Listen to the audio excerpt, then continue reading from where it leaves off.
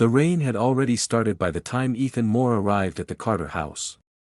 It wasn't a heavy downpour, just the kind that seemed to hush the world, soft and persistent. The porch light flickered through the drizzle as Liam Carter opened the door, grinning in his easy, familiar way. Ethan smiled back, stepping inside, brushing damp hair from his forehead. He had always liked visiting Liam's place, a quiet, well-kept house with walls that felt older than the people living in it. Daniel Carter emerged from the hallway, his voice deep and steady. "Ethan, right on time," he said, offering a brief handshake. His grip was firm, polite, unhurried. There was something about Daniel, something measured in the way he moved, in the way his eyes seemed to linger half a second longer than they should. Ethan noticed it but quickly dismissed the thought, assuming it was just his imagination. They had dinner together, a modest meal that Daniel had apparently prepared himself. The conversation flowed easily between Ethan and Liam, mostly about college, mutual friends, and the unbearable professor they both disliked. Daniel listened more than he spoke, but every now and then he'd interject with a quiet remark that landed with precision, the kind that made you think he'd been paying closer attention than he let on. Ethan found that he liked Daniel's composure, though it made him a little uneasy. At one point, when Ethan glanced up mid-laughter, he caught Daniel looking at him. Not in a confrontational way, but with a kind of quiet study, like someone watching a thought take shape. Their eyes met for less than a second before Daniel looked away, sipping from his glass of water. The moment was small, forgettable even, yet it stayed with Ethan like a faint echo. After dinner, Liam suggested they watch a movie. They sprawled across the living room couch, dim lights and the faint scent of rain drifting in through a cracked window. Daniel passed by a few times, once to bring a bowl of popcorn, another to adjust the thermostat. Each time, Ethan felt the air shift subtly, as though Daniel's presence carried weight. When Daniel finally sat in the armchair across from them, pretending to read a book, Ethan's awareness of him sharpened. He couldn't focus on the movie. He didn't understand why. Liam, half asleep midway through the film, stretched out and eventually drifted off. The movie played on, voices from the screen blending into the rhythm of rain outside. Ethan glanced toward Daniel again. This time, Daniel wasn't reading. He was watching the window, lost in thought, or at least that's what Ethan assumed until Daniel's gaze flicked toward him. It was brief, almost nothing. But the silence that followed felt louder than anything else in the room. Ethan turned back to the TV, pretending not to notice. He tried to shake it off, reminding himself that Daniel was just a father being protective, maybe curious about the kind of company his son kept. Still, the look had been different. Not suspicious. Not cold. Just quietly intent. When the credits rolled, Daniel stood, closing his book. "I'll turn in for the night," he said softly, his tone as calm as ever. "You boys get some rest. We've got a big breakfast planned tomorrow."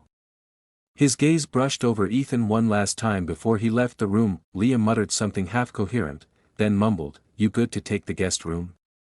Ethan nodded. He turned off the TV, gathered his bag, and made his way down the hallway. The guest room door creaked when he pushed it open. Inside, the air smelled faintly of cedar and rain-soaked air.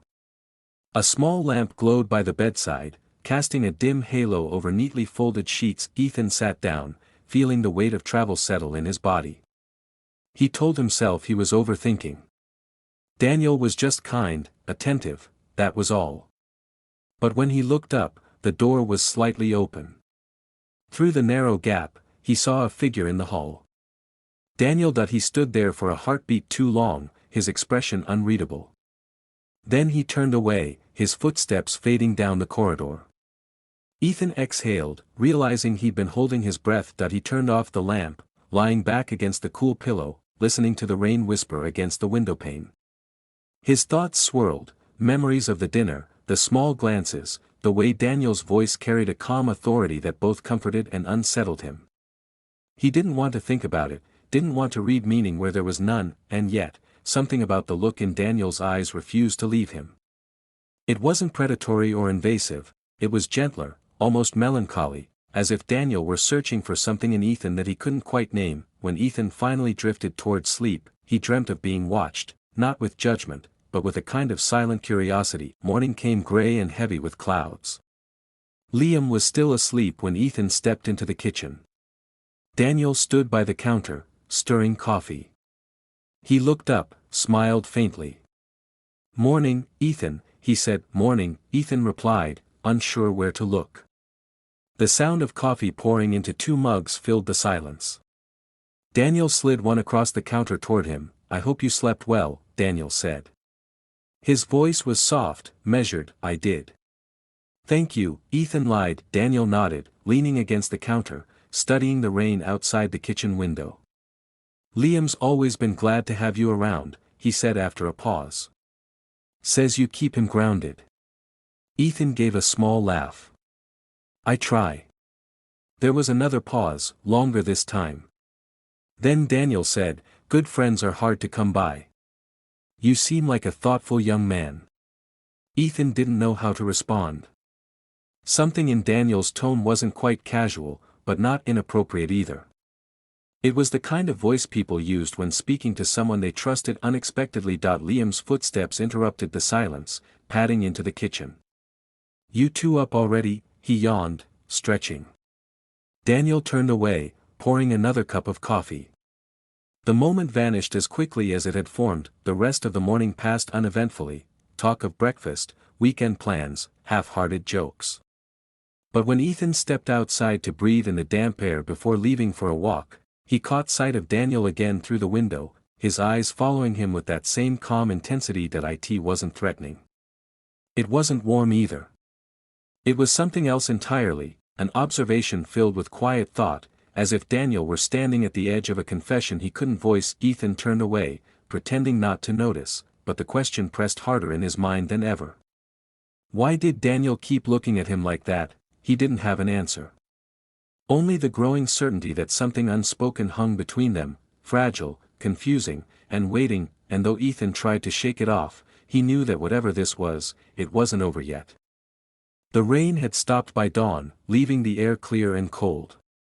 Ethan stood outside for a while, watching the slow drift of mist along the hedges, trying to shake the strange restlessness that had settled over him. Inside, the sound of a kettle boiling broke the silence, followed by Daniel's steady movements in the kitchen. Liam was still asleep, his door closed. Ethan lingered in the hallway before finally stepping inside the kitchen. Daniel glanced up from the counter, his usual calm expression softening into something that looked almost welcoming. "Couldn't sleep?" Daniel asked. Ethan shook his head. "I guess I'm not used to quiet houses." Daniel smiled faintly. "You'll learn to appreciate it with age." He set a mug of coffee in front of Ethan, then leaned back against the counter. There was no tension in his voice, only a quiet ease that made Ethan's chest tighten. They talked about small things at first: college, work, the weather. But gradually, the conversation shifted, guided by the unspoken curiosity that had begun to form between them. Daniel asked questions in a way that felt deliberate but not invasive, as though he genuinely wanted to understand Ethan, not just fill the silence. Ethan found himself answering more honestly than he expected. "Sometimes," he said, tracing the rim of his mug, "I feel like I'm just going through the motions. I'm doing everything I'm supposed to, but I'm not sure why." Daniel's eyes lifted to meet his. "That feeling doesn't go away with age," he said quietly. "You just learn to live around it." The words lingered. There was no advice in them, no attempt to fix anything, just recognition. Ethan felt oddly seen in that moment, in a way that unsettled him more than comforted him. When Liam finally came down, the moment dissolved into ordinary noise, toast popping, laughter returning, Daniel stepping back into the role of polite father. But something had changed between him and Ethan. A quiet understanding had taken root, fragile and unspoken. Later that afternoon, Liam left to meet some friends, leaving Ethan behind.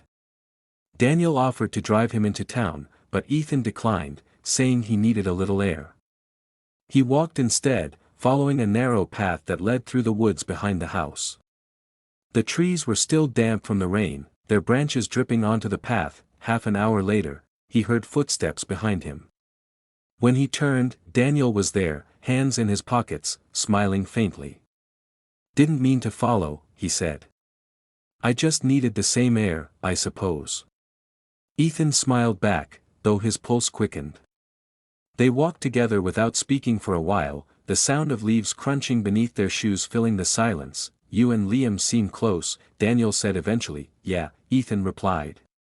"He's one of the few people who doesn't try to make me someone else." Daniel nodded. "That's rare. Most friendships fade when people realize who you really are." Ethan glanced at him, unsure how to respond. "Does that happen to you?" Daniel hesitated, then said, "More often than I'd like to admit." They reached a clearing where the sunlight broke through in thin strips of gold. Daniel stopped, looking out over the quiet landscape. "Marriage teaches you a lot about silence," he said after a moment. "About pretending everything's fine when it isn't." Ethan's stomach tightened. He wanted to ask why he was telling him this, but the words stuck in his throat. Daniel looked at him, his gaze steady but not intense this time, just open. "Don't mistake me," he said. "I'm not unhappy. Just tired of pretending that's the same thing as being content." There was no accusation in his tone, no self-pity. It was simply the truth, laid bare. Ethan felt a flicker of empathy that bordered on something deeper. "I think people settle," Ethan said softly. "Not because they stop wanting more, but because they stop believing they deserve it." Daniel's lips curved faintly. "That's a wise thing to say for someone your age."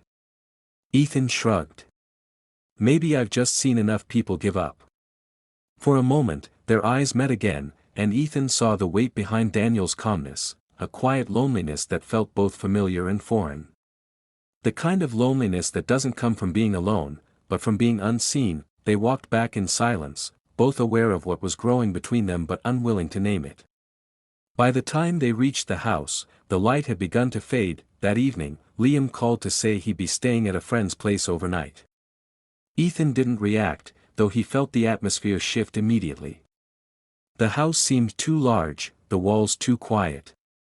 Daniel prepared a simple dinner, insisting Ethan join him. Over the meal, conversation drifted easily again. Daniel asked about Ethan's parents, his plans, his fears. Ethan found himself revealing things he rarely told anyone, his doubts, his longing for something genuine, his confusion about where he fit in the world. Daniel listened without interruption, eyes thoughtful, expression unreadable. When dinner ended, they lingered at the table, neither ready to leave. Daniel finally said, "You remind me of myself when I was younger. Except you have the courage to admit what I couldn't." Ethan looked up. "And what was that?" "That I was lonely," Daniel said simply. The silence that followed wasn't uncomfortable, it was full, almost heavy. Ethan felt words forming in his chest, but before he could speak, Daniel stood, clearing the table. "It's getting late," he said quietly. "You should rest." Ethan nodded, though part of him didn't want the moment to end. As he turned to leave, Daniel's voice stopped him. "Ethan." He turned back. Daniel's eyes held his, steady and calm. "Thank you for listening," he said. "Not everyone does." Ethan didn't know what to say, so he only nodded. But as he walked down the hallway, he could still feel Daniel's gaze following him, not heavy, not prying, just there. That night, Ethan lay awake, staring at the ceiling. The air felt charged with something he couldn't name. His thoughts circled back to Daniel, his restraint, his sadness, the quiet sincerity in his words. Ethan felt drawn to it, not out of curiosity, but out of understanding. He knew what it was to hide behind composure. His phone buzzed suddenly, startling him. The message was short, simple. "Daniel, can we talk privately before you leave tomorrow?" Ethan stared at the screen, the soft glow lighting the room. His pulse quickened, though he didn't know why. There was nothing inappropriate in the message, yet it felt like the threshold of something delicate, something dangerous. That he typed a brief reply, "Sure." Setting the phone aside, he turned off the light, lying back in the dark. Outside, the rain began again, gentle, steady, familiar. But inside, everything felt different, that he didn't know what Daniel wanted to say, or what he might confess. He only knew that tomorrow, something between them would change forever, and as he drifted into uneasy sleep, the thought returned like a quiet whisper: maybe this story wasn't about being wanted. Maybe it was about being seen. The morning unfolded slowly, silver light stretching across the kitchen tiles. Ethan sat by the window, a mug of untouched coffee cooling between his hands. The message from the night before still echoed in his mind, Daniel's quiet request for a private conversation. It wasn't the words that unsettled him, but the way they seemed to carry weight, as if something unsaid had finally reached its limit. When Daniel entered, he looked composed as ever, a faint smile, a calm nod. But there was something in his eyes, something more human than the practiced politeness he wore around others. "You're up early," he said. "Couldn't sleep," Ethan replied. Daniel poured himself coffee, then sat across from him. For a moment, neither spoke.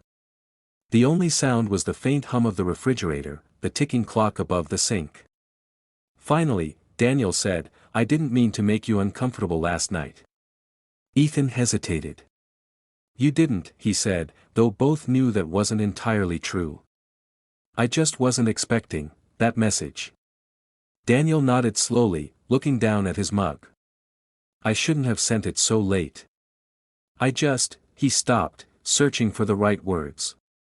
Sometimes silence becomes heavy, and you start talking to the wrong people in your head. Ethan's chest tightened. "You can talk to me," he said quietly. "If that's what you meant." Daniel's gaze lifted. There was gratitude in it, but also sadness. "That's exactly what I meant," he said. "You listen differently than most people. You don't rush to fill space. You don't assume." Ethan wasn't sure how to respond. He had come to admire Daniel's calm strength, but now he saw the loneliness beneath it, a man who had learned to hide his isolation behind responsibility. Daniel leaned back, his voice low. "I've been married for 23 years, Ethan. And somewhere along the way, I stopped recognizing the person I was living with. Or maybe I stopped recognizing myself." Ethan nodded slowly, letting the words settle.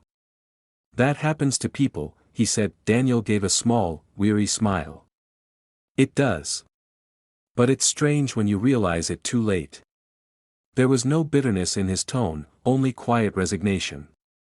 Ethan could feel the boundary between empathy and something deeper beginning to blur, and it frightened him. "I don't know what to say," Ethan admitted. "You don't have to," Daniel said. "I just wanted to be honest. You've reminded me of something I forgot, that it's still possible to feel seen." The simplicity of that confession struck Ethan harder than any declaration could have. There was no hidden desire, no manipulation, only truth. It wasn't romantic. It was human. He took a breath, steadying himself. "Daniel, whatever this is, it can't go anywhere." "I know," Daniel said immediately. "I'm not asking for that." "I'm not even sure what that means," Ethan said, forcing a nervous laugh. "But I don't want to make things harder for you. Or for Liam." Daniel's face softened. "You won't. You've already helped more than you realize." They sat in silence for a while. The morning light shifted, gold replacing silver, illuminating the quiet distance between them. Daniel finally rose, collecting their mugs. "Promise me something," he said without turning. "What?" "Don't lose the way you listen. It's rare." Ethan smiled faintly. "I'll try." When Liam appeared later, full of energy and plans, the world returned to normal. The laughter at breakfast, the familiar rhythm of casual friendship, everything seemed ordinary again. Yet, beneath it, Ethan felt something subtle had ended. Or maybe it had finally settled into its rightful place. By noon, his bag was packed. Liam offered to drive him to the station, but Daniel insisted. "It's on my way," he said simply. The car ride was quiet. The road curved through fields still slick with morning rain, sunlight glancing off puddles. Ethan looked out the window, feeling the pull of words unsaid. Daniel kept his hand steady on the wheel, his expression unreadable. Halfway there, Daniel broke the silence. "I hope you don't think less of me," he said. Ethan turned to him. "I don't. You didn't do anything wrong." Daniel smiled faintly. "I almost did. That's enough to make me think." Ethan considered that, then said, "Sometimes thinking is better than pretending nothing's wrong." Daniel's laugh was small but real. "You sound older than you are." "Maybe," Ethan said, "but I think you needed someone to remind you that you're still alive." Daniel's eyes met his for a brief, fragile moment. "Maybe you're right."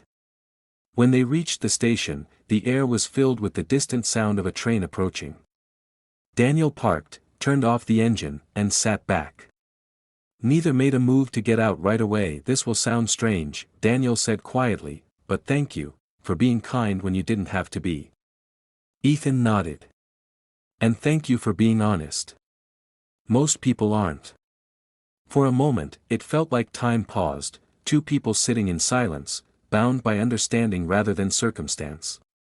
There was no longing in the air now, only a gentle acceptance that what could have happened never should. When Ethan finally stepped out of the car, Daniel stayed seated, watching. He didn't wave. He just nodded once, the faintest acknowledgement of something too complex for words. As the train pulled away, Ethan looked through the window, catching one last glimpse of Daniel standing beside the car, still, composed, solitary. The image stayed with him long after the station vanished behind the trees. He rested his head against the glass, the landscape blurring past. His thoughts drifted, quiet and steady. What had happened between them wasn't love, not in the way stories often describe it. It was recognition, the kind that stirs something sleeping inside you, even if only for a moment. Ethan knew he'd never tell Liam about any of it. Some truths didn't need to be spoken aloud, they existed only to remind you where the boundaries were and how easily they could be crossed. He took a slow breath, letting the motion of the train steady him. He didn't feel guilt, exactly, only an ache, a strange tenderness for a man who had looked at him not as a temptation, but as a reflection of what he'd once been. As the fields gave way to city streets, Ethan's phone buzzed. A message from Daniel. "Daniel, take care of yourself, Ethan. And don't lose that calm heart of yours." Ethan smiled faintly and typed back, "You too." Then he slipped the phone into his pocket, closing his eyes as the train roared forward. The story between them was over, short, quiet, unspoken. Yet it had changed something inside him. It had taught him that temptation isn't always about desire, sometimes it's about loneliness searching for a mirror. Outside, the rain began again, soft and rhythmic, blurring the world into shades of gray. Ethan watched it fall and thought of Daniel's last look, not of longing, but of peace. He realized, then, that not every story of infidelity ends with betrayal. Some end with restraint, with two people choosing silence over ruin, and in that silence, something like understanding lingers, gentle, unfinished, and true.